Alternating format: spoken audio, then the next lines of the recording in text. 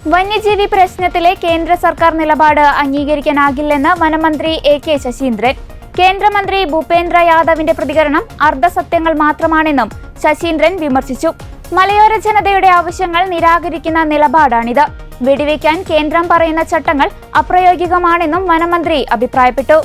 കടുവ, പുലി എന്നിവ ജനവാസ കേന്ദ്രങ്ങളിൽ എത്തിയാൽ കേന്ദ്രം നിർദ്ദേശിച്ച ചട്ടങ്ങൾ പാലിക്കുവാൻ കഴിയില്ല.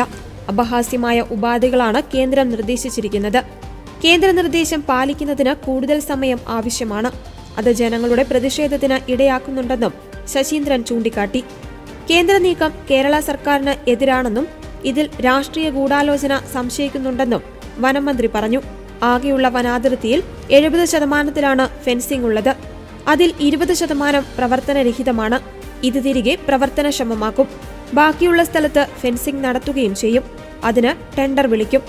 നിലവിലെ കേന്ദ്ര ചട്ടത്തിന് ഇളവ് തന്നേ തീരുവെന്നും കേന്ദ്രത്തിന്റെ ഇരട്ടത്താപ്പിന്റെ ദുരന്തമാണ് മലയോര ജനത അനുഭവിക്കുന്നതെന്നും വനം മന്ത്രി ശശീന്ദ്രൻ വ്യക്തമാക്കി. ഇത് അപ്രായോഗികമായ എന്ന് പറഞ്ഞാൽ ഈ സ്റ്റാൻഡേർഡ് ഓപ്പറേറ്റിംഗ് പ്രപ്പോസലും ചട്ടങ്ങളും പരിശോധിച്ചാൽ അത് ഈ നിയമമുണ്ട് എന്ന് പറയുന്നതിൻ്റെ സ്പിരിറ്റിനെ പൂർണ്ണമായും നിരാകരിക്കുന്നതാണ്. ഇവരെന്ത് വേണം? യോഗം കൂടി തീരുമാനമെടുക്കണം. ആ തീരുമാനമെടുത്താൽ ഇപ്പം കേരളം അനുവദിച്ച ഇളവനുസരിച്ച് പഞ്ചായത്തുകൾക്ക് തന്നെ അത് പ്രഖ്യാപിക്കാം. ഇതാണ് കേരളം ചെയ്തത്. ചീഫ് വൈൽഡ് ലൈഫ് വാർഡന് ഉണ്ടായിരുന്ന നിക്ഷിപ്തമായ അധികാരം തദ്ദേശ സ്വയംഭരണ സ്ഥാപനങ്ങളിലെ തലവന്മാർക്കും സെക്രട്ടറിമാർക്കുമായി ചുമതലപ്പെടുത്തിക്കൊണ്ടുള്ള ഉത്തരവ് പാസ്സാക്കി. അപ്പോൾ ഈ ഉത്തരവ് പ്രകാരമുള്ള നടപടി സ്വീകരിക്കാൻ ആ നടപടി എന്തു തന്നെയായാലും ഇന്നത്തെ നിലയിൽ കേരളത്തിൽ തദ്ദേശ സ്വയംഭരണ സ്ഥാപനങ്ങളാണ് ഉണർന്ന് പ്രവർത്തിക്കേണ്ടത്. കാരണം അവർക്കുള്ള അധികാരമുണ്ട്. അതെന്തുകൊണ്ടാണ്? ഇവർ യോഗം കൂടി ചീഫ് വൈൽഡ് ലൈഫ് വാർഡിനെ അറിയിക്കുന്നതിലേക്കും എന്താ കാര്യമാണോ അവിടെ നടപ്പിലാക്കേണ്ടത് അത് നടപ്പിലാക്കാനുള്ള സാധ്യതയില്ല. ഇത് വല്ലാത്ത കാലതാമസം ഉണ്ടാക്കും. നേരത്തെ നിങ്ങളുടെ തന്നെ ശ്രദ്ധയിൽപ്പെട്ടതാണ്, ആദ്യഘട്ടങ്ങളിൽ വെടിവെക്കാനുള്ള ഉത്തരവ് കിട്ടുന്നതിന് വേണ്ടി 1 ദിവസവും 2 ദിവസവും ഒക്കെ നീണ്ടു നിൽക്കുന്ന മണിക്കൂറുകളോളം കാത്തിരിക്കേണ്ടി വന്നിട്ടുണ്ട്. ഈ ഒരു ദുരവസ്ഥ ഒഴിവാക്കാനാണ് സംസ്ഥാന ഗവൺമെൻറ് ഈ വകുപ്പിൻ്റെ അടിസ്ഥാനത്തിൽ ഡെലിഗേറ്റ് ചെയ്തുകൊണ്ടുള്ള നിലപാട് സ്വീകരിച്ചത്. രണ്ടാമത്തേത് ക്യാമറ വെച്ച് ക്യാമറയിൽ വെച്ച് അതിൽ ലഭിക്കുന്ന ചിത്രങ്ങൾ പരിശോധിച്ച് ആക്രമണം നടത്തിയ വന്യമൃഗത്തെ തിരിച്ചറിയാൻ നടപടി സ്വീകരിക്കണം. എന്ന് പറഞ്ഞാൽ ഈ കണ്ട മൃഗം തന്നെയാണ് ആക്രമണം നടത്തിയത് എന്ന് പറഞ്ഞാൽ ആക്രമണം നടത്തിയിരിക്കണം ഈ മൃഗം. ആ മൃഗം ഇവിടെ നമ്മുടെ കോമ്പൗണ്ടിൽ വന്നത് ആക്രമണം നടത്തിയതിന് ശേഷമാണോ ആക്രമണം നടത്തിയിട്ടുണ്ടെന്ന് ആരന്വേഷിക്കും? അന്വേഷിച്ച് ഉറപ്പുവരുത്തണം. മൂന്നാമത്തത് പ്രദേശത്ത് കന്നുകാലികൾക്കുണ്ടായിട്ടുള്ള പരിക്ക്, ഗുരുതരമായ ഏറ്റുമുട്ടൽ എന്നിവ സംബന്ധിച്ച വിശദാംശങ്ങളുണ്ടെങ്കിൽ അവ, കൂടാതെ ഇത്തരം സംഭവങ്ങൾ ഉണ്ടാകുന്നതിൻ്റെ കാരണം എന്നിവ നിശ്ചയിക്കുന്നതിന് ഒരു വിശദമായ ഗവേഷണവും ഉണ്ടാകണം.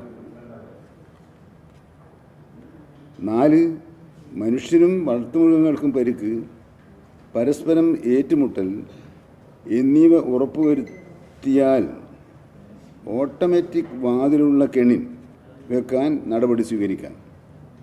ഇങ്ങനെ കൊല്ലപ്പെടുന്ന സ്ഥലത്തിനിടയിൽ മൃഗത്തെ തിരിച്ചറിയാൻ ക്യാമറ ട്രാപ്പ് സ്ഥാപിക്കണം. ഇപ്പം നമ്മളൊരു പന്നി നമ്മുടെ വീട്ടുമുറ്റത്ത് വന്ന് നമ്മുടെ കൃഷി നശിപ്പിക്കുകയും മനുഷ്യൻ്റെ ജീവന് ഹാനികരമായി പ്രവർത്തിക്കുകയും ചെയ്യുമ്പോൾ ക്യാമറ വെക്കണം. അപ്പോൾ ഇത് കൊക്കിനെ പിടിക്കാൻ കൊക്കിൻ്റെ തലയിൽ വെണ്ണ വെക്കണമെങ്കിൽ കൊക്കിനെ പിടിക്കണം എന്ന് പറയുന്നൊരു സമ്പ്രദായം നമ്മുടെ നാട്ടിലുണ്ട്. ഒരു ചൊല്ലുണ്ട്. ആ ചൊല്ലിനെ അതിൻ്റെ അർത്ഥത്തിൽ അപഹാസ്യമായ വിധത്തിലുള്ള ഒരു ഉപാധികളാണ് പിടിയുള്ളത്. എന്നിട്ടോ ഇങ്ങനെയുള്ള വന്യമൃഗങ്ങളെ ദിവസേനയുള്ള ചലനം മനസ്സിലാക്കാൻ പ്രഷർ ഇംപ്രഷൻ പാഡുകൾ PIPS സ്ഥാപിക്കണം. സ്ഥലത്ത് 144 പ്രഖ്യാപിച്ച് പൊതുജനങ്ങളെ നിയന്ത്രിക്കണം. അത് ചെയ്യാം. അത്ര ജനങ്ങളുണ്ടെങ്കിൽ മയക്കുവെടി വെക്കപ്പെടുന്ന കടുവ, പുലി ആരോഗ്യമുള്ളതാണോ അല്ലയോ എന്നത് പ്രസ്തുത സമിതി പരിശോധിച്ച് ഉറപ്പുവരുത്തുന്നത്. ഇത് ഇവനെങ്ങനെ പരിശോധിക്കുക?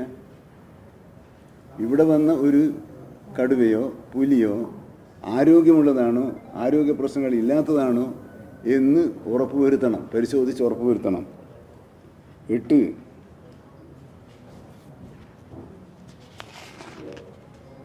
മയക്കുവെടി വെക്കപ്പെട്ട കടുവ പുലി ആരോഗ്യമുള്ളതാണോ അല്ലയോ എന്നത് സമിതി പരിശോധിച്ച് ഉറപ്പുവരുത്തണം.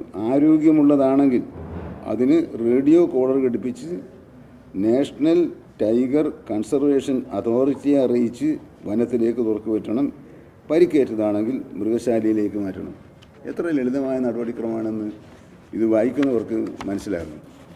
അങ്ങനെ ഏതാണ്ട് 10 ഉപാധികളാണ് 1972 വന്യജീവി സംരക്ഷണ നിയമപ്രകാരം ചീഫ് വൈൽഡ് ലൈഫ് വാർഡനിൽ അധികാരം പ്രയോഗിക്കുമ്പോൾ അത് അത്തരത്തിലുള്ള ഉത്തരവ് പുറപ്പെടുവിക്കാൻ അധികാരമുണ്ട്.